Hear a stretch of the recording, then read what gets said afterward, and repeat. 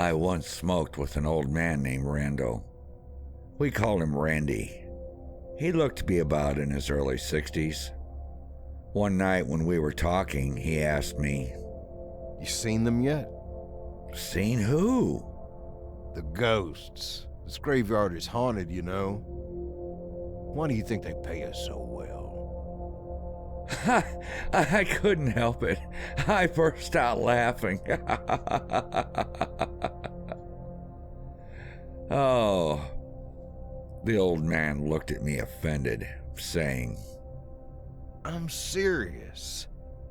Then he gave me a stern look after taking a puff off of his cigarette. What? Don't you believe in ghosts? Of course I don't believe in ghosts. What are you, crazy? That shit ain't real. None of that paranormal bullshit is real. It's just a bunch of people making up stories, trying to get attention. Everyone grieves in their own way, man. If you ask me, anybody who speaks about seeing The Walking Dead, people need to be put into a ward. Hey! Whether you believe in the paranormal or not, you watch your back out there. He said, putting out a cigarette. Oh, let me guess, bad spirits are going to get me? Ooh. What are they, hostile? While making quotation marks with my fingers in the air. You bet your sweetie ass they are, boy. Some of them are harmless. Listen, kid, I've been working this job for 30 years, seen things I can't even explain. You know what happened to the last guy? The man you replaced? He went crazy.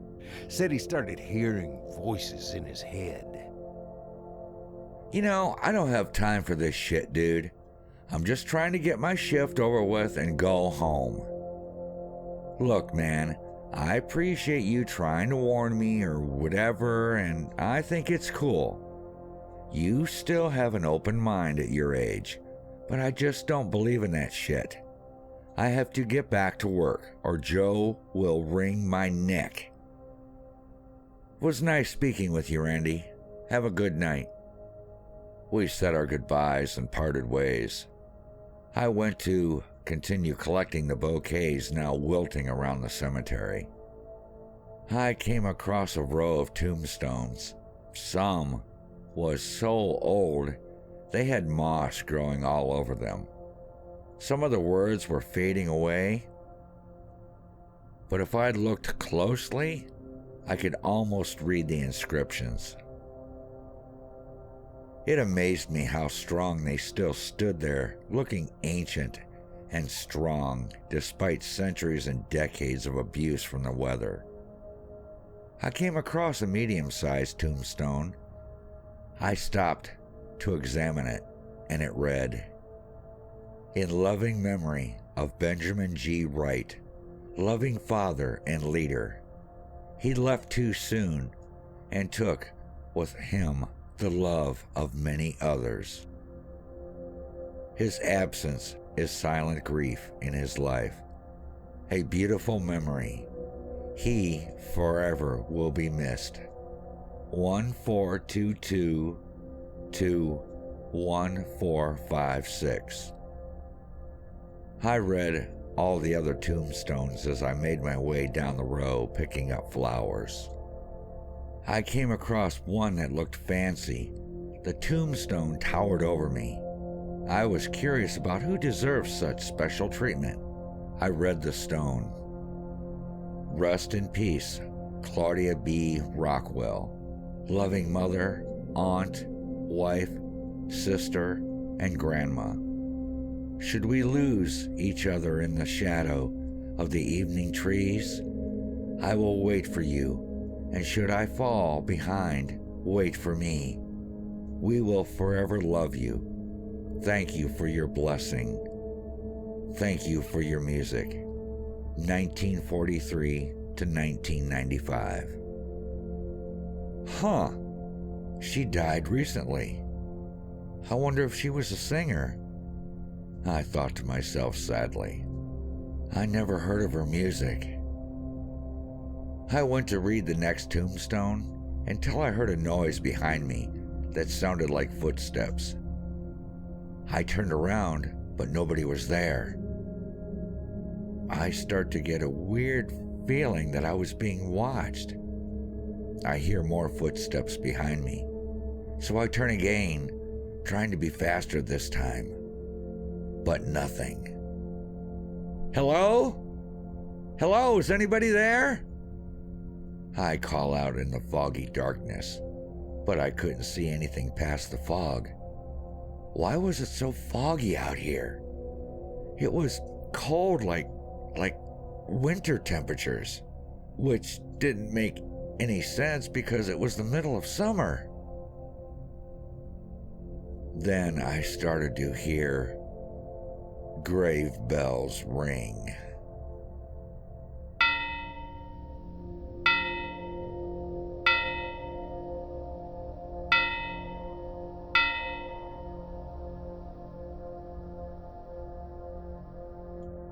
Then I hear a woman singing behind me.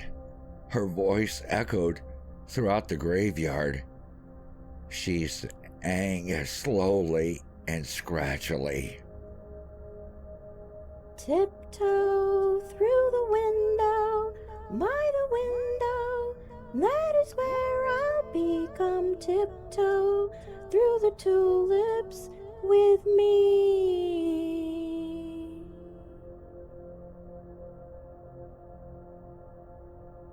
I turn around and see a woman with a skeletal face and a black, long-sleeved wool dress. She wears a long, black church wedding hat. Her eyes were hollow and sunken, and black. Her skinny, skeletal face was decayed and rotting. She continued to walk to me slowly. I began to back away. She kept singing. Her voice sounded broken, as if somebody cut her vocal cords. The fog just danced around her dress as she slowly walked towards me, singing. Oh, tiptoe by the garden of the willow tree, and tiptoe through the tulips with me.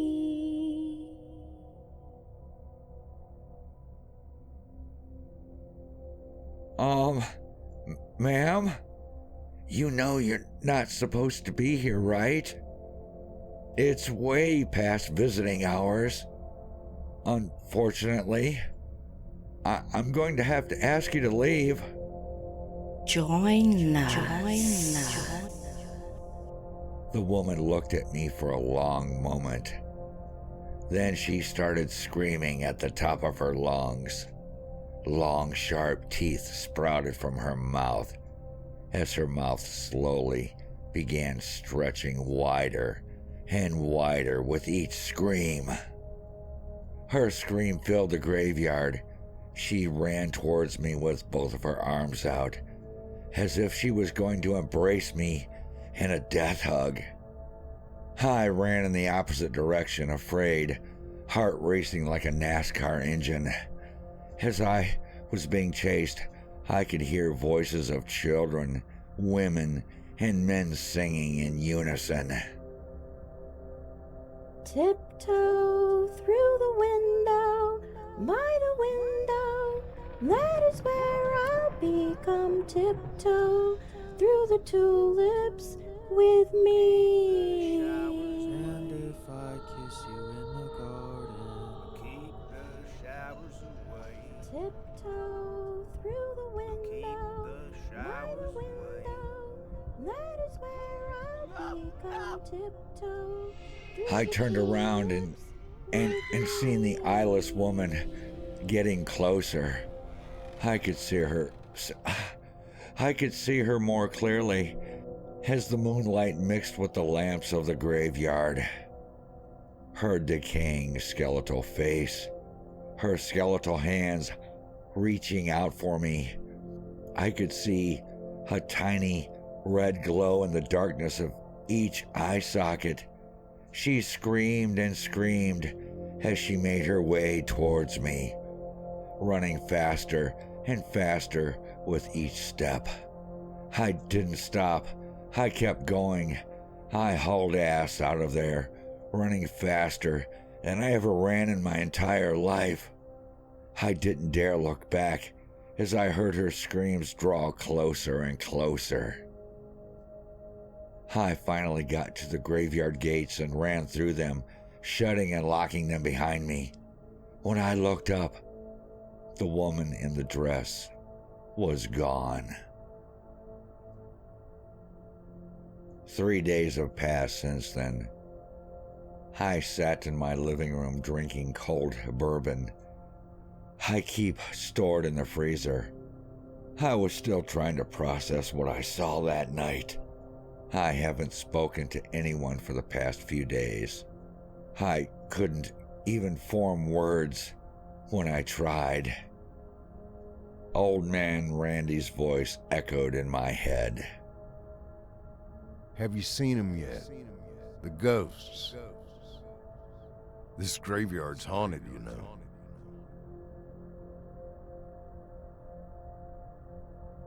Just as I began to zone out, I hear the phone ring, and it takes me by surprise. I jump at the sound. Relax, man. Relax. You probably just need to get some more sleep, that's all. You were up late for the past few days, I tell myself. I picked up the phone. I take a deep breath and exhale, then answer. Hello? Hey, Harry. It's me, Joe. Listen, I'm sorry for bothering you on your day off. Do you want to make some extra hours? I'll triple the cash. Randy called in sick. Some kids broke into the graveyard last night. The bastards took a body, coffin and everything. Crazy little bastards. I called the police to check it out, so if the police show up wanting to speak to you, it's about that. Anyways, I really need somebody on the grounds tonight, especially after that incident. So what do you say? Want to take the shift? Give me a minute, Joe. I'll be right back. I responded into the phone. I set the phone down. I thought about it long and hard. This job pays $800 a night. And here's my boss, Joe. He is offering me double the pay. That's an easy $1,600. I'm behind on the rent. One more strike and I'll get an eviction. The landlord is losing patience with me. I just can't stop now. I need the money. I got bills to pay. I pick up the phone and I tell him, yeah, I'll take it. What time should I be there? Later that night at 11:30 p.m., I took a break. I went to the break room and made myself a sandwich. I sat there eating while watching my favorite YouTube on my phone. Suddenly, I hear the grave bell again.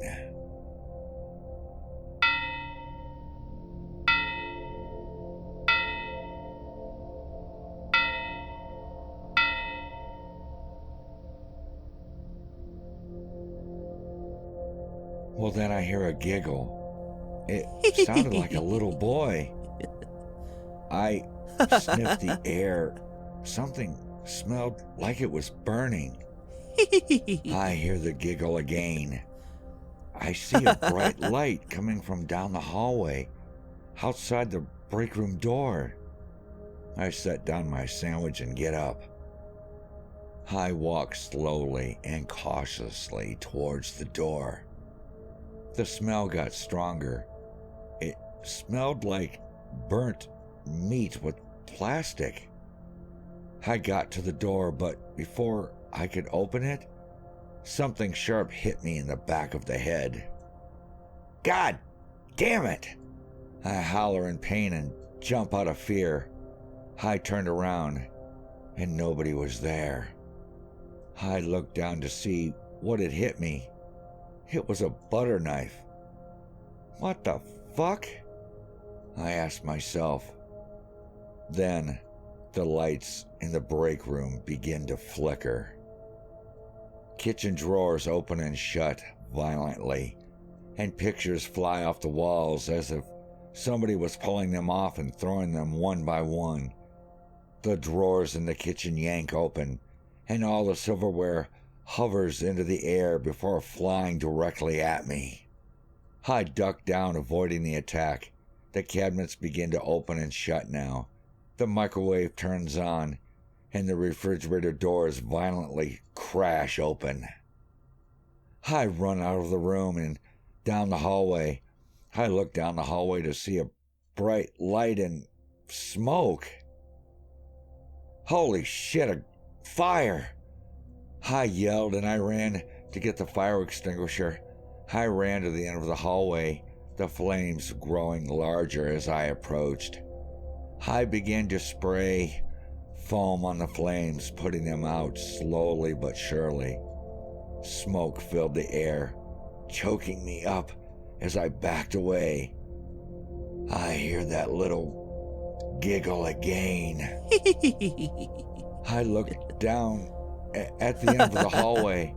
I see a boy who looks no older than 7. His eyes were completely white. He had blue lips from the lack of blood circulation, I would guess. His skin was pale, and he was dressed in overalls with a plaid t-shirt underneath them. The boy had bloody scratches all over his face. Chunks of flesh were missing from his arms, and bones could be seen as the little boy raised his arms and said, "Look at me, mister. I'm burning." His body began to catch on fire. He looked like somebody had struck the head of a match. He extended his arms, walking towards me, his flesh burning with each step. The boy began laughing as he got closer and closer. I hear the grave bell ring again.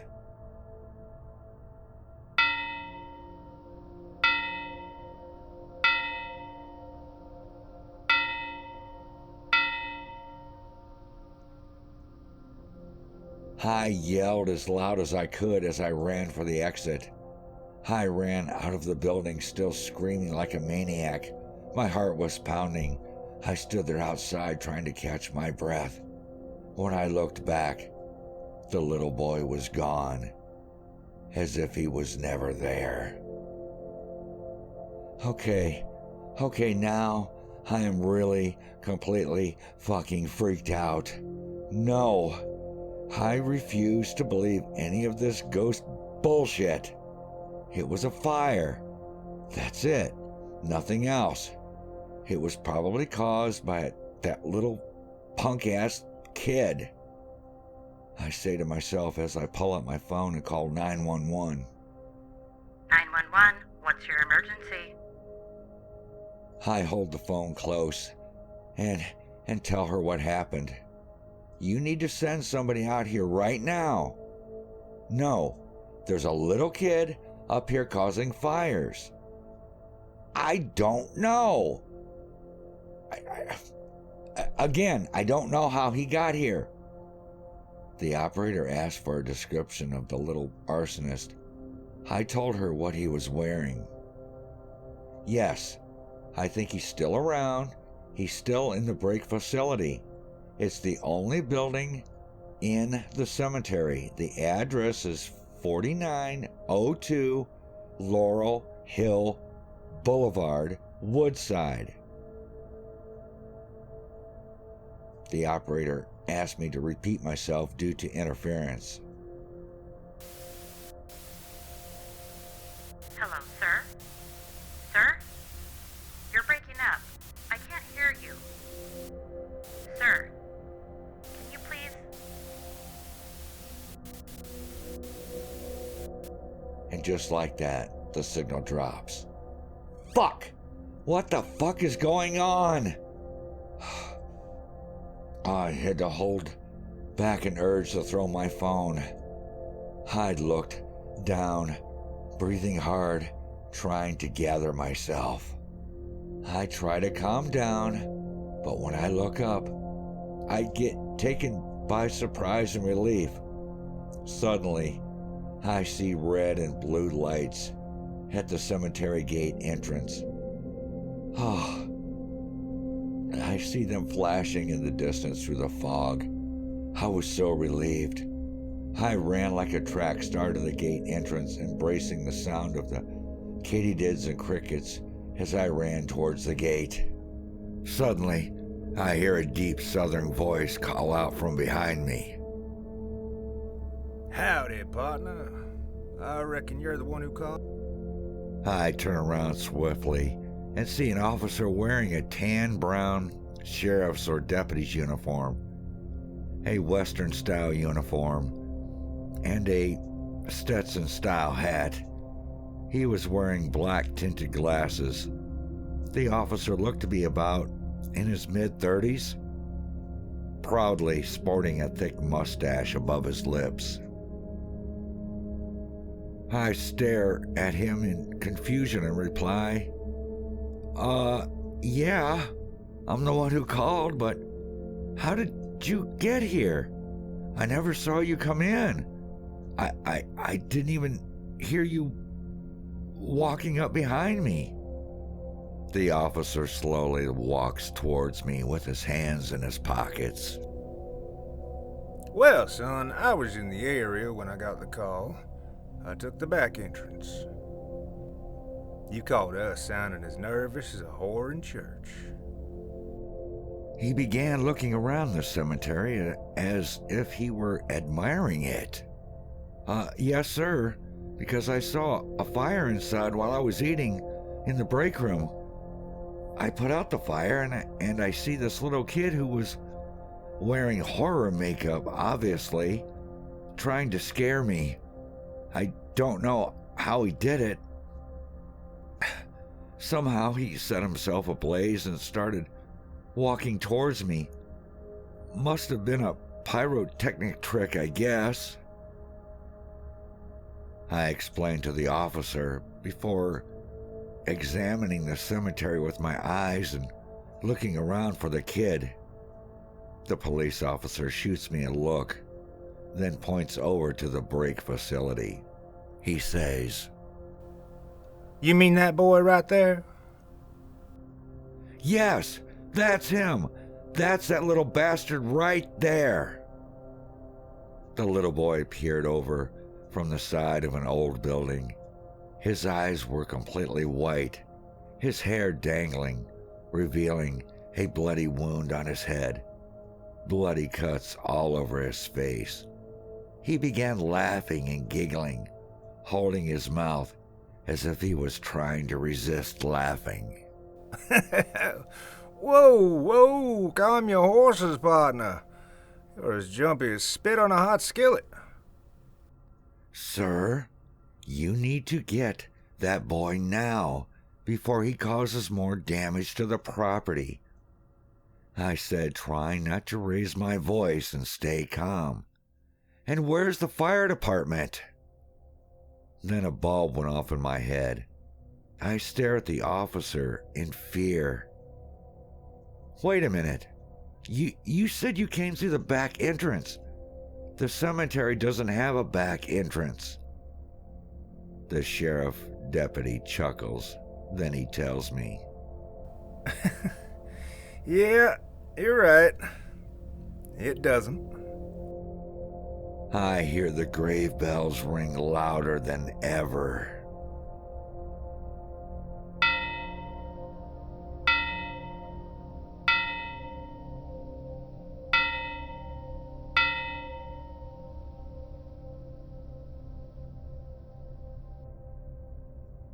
The sheriff takes off his black glasses, revealing deep, dark, hollowed eyes.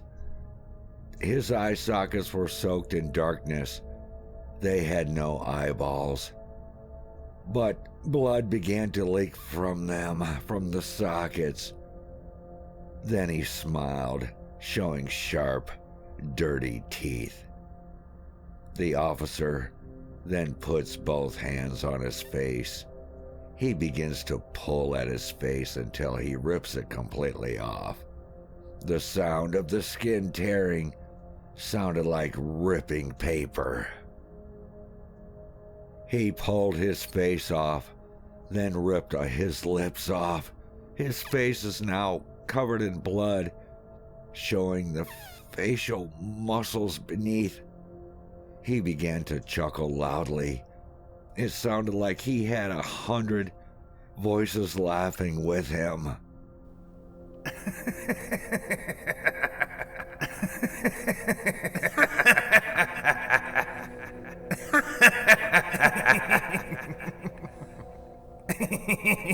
You have the fucking right to remain silent, Harry. Anything you say can and will be used against you in hell. I turned around and ran to the gate entrance. I could hear footsteps chasing behind me. I forced myself not to look back. I tried running faster and faster and faster to get away from this fucking ghoul. I could hear laughter all around me as I used all my endurance to make it to the gate. I opened the gate quickly, slamming it shut behind me. I placed my hands over my head. I looked around the cemetery with my eyes, expecting to see the police officer, but he wasn't there anymore. He vanished without a trace. I could hear car doors slamming behind me. I jumped like a cat. I turned quickly to see 2 police officers walking towards me, followed by the fire department truck pulling up. After a long explanation, the police take my name and write down my information, while the firemen ask me where the fire is or was. I tell them before proceeding into the cemetery. The police and I look around the graveyard trying to find the officer and the little boy, but we found nothing. No matter how much we looked, we couldn't find them nowhere. Then here comes the fireman walking steadily towards us. One gives me a very displeased look and asks me, Is this your idea of some joke, kid? What do you mean, sir? I wasn't joking. We checked the entire building. There's no sign of where there was a fire anywhere at all. All we found was some dust and spiders. Stop wasting our time. Then the firemen turn away, go back to their trucks, and drive away. I was bewildered. The police looked at me like I was crazy. Hey, I know what I saw. It wasn't my imagination. It was fucking real.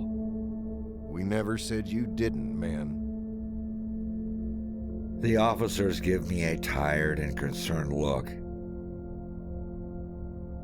Look, whoever it was, they must be long gone by now. We didn't find any signs of forced entry around the perimeter. If you see anybody else here, give us a call. As of right now, there isn't much we can do. It's getting late. You're tired. Your mind is probably playing tricks on you. Then the officer turns away to leave, leaving me standing there feeling confused and frightened. At this point, I don't know what to think. I finished up my shift and went home. The next morning, I sat in the kitchen drinking coffee and thinking to myself. Once again, old man Randy's words echoed in my head. You know what happened to the last guy? The man you replaced? He went crazy. Said he started hearing voices in his head. I need to find this guy and ask him some questions. Was I crazy? I had to be sure. The following day, I called Joe and asked him where Miguel lived. He was hesitant at first, but eventually told me. I'll go to Miguel's next week and sit down and have a talk with him. A week had passed, and we were sitting at his kitchen table talking. Hey, Miguel, I'm sorry for taking your job, man, I said, feeling guilty. Don't worry about it. I have a better one. Miguel says, pouring himself a shot. He then tips the bottle over my cup and begins to pour. I just wanted to know what really made you quit. I've been seeing some pretty bizarre shit at the cemetery. I'm supposed to work tonight. I wanted to ask you for some advice.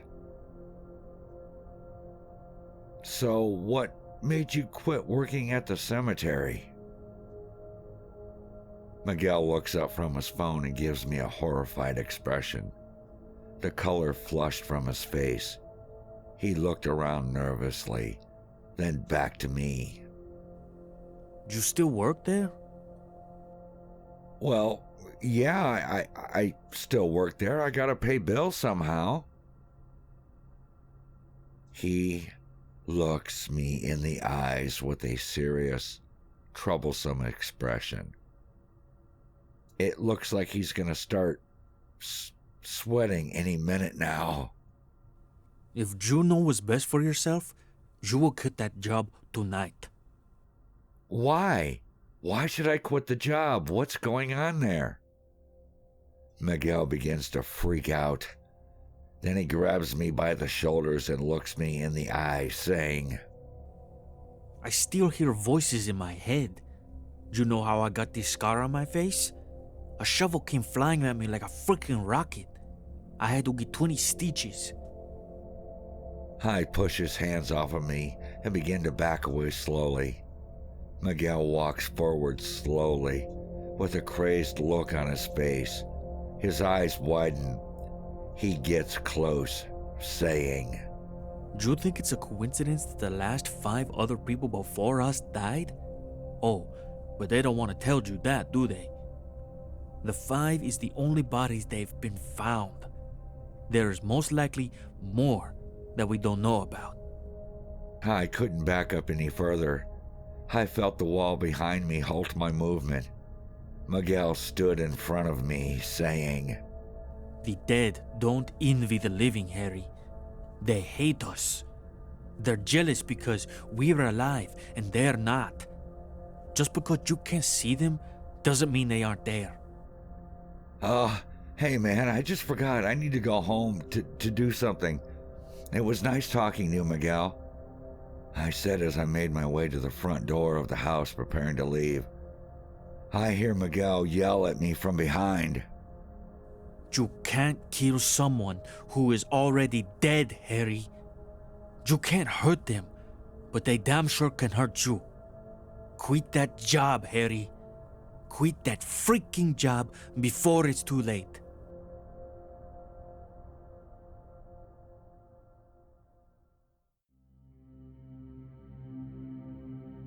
Well now, that was extremely terrifying for poor Harry. I think he should take Miguel's advice and quit. I know I would.